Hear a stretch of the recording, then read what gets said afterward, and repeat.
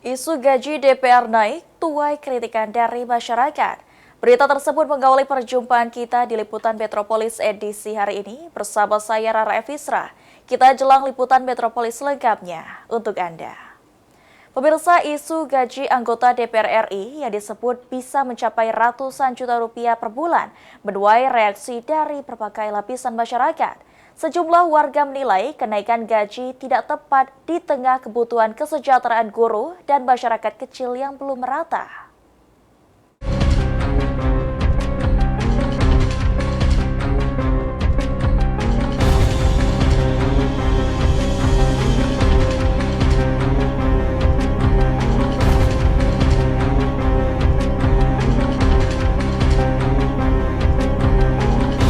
Rasanya kurang tepat lah ya kalau pemerintah ngasih ke kenaikan gaji sebesar itu. Karena gini, masih banyak sih yang lagi butuh, yang harusnya yang layak itu guru ngaji, masih banyak lah. Oke.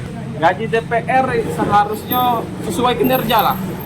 Apa sih program dia gitu nah. Sesuai apa yang dikerjainnya lah yang ini.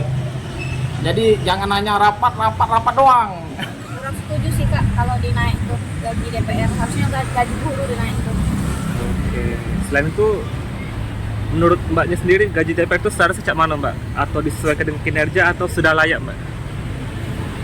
Sesuai kinerja sih, karena kinerjanya tuh kalau dilihat-lihat tuh kosong Kak, nggak ada hasil. Dibanding ke guru-guru yang berjasa kan. Iya.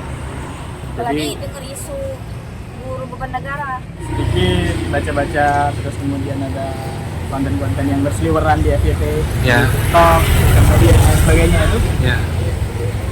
Menurut saya kalau tunjangan itu diberikan sebenarnya nggak masalah. Cuman yang harus diperhatikan itu di masyarakatnya.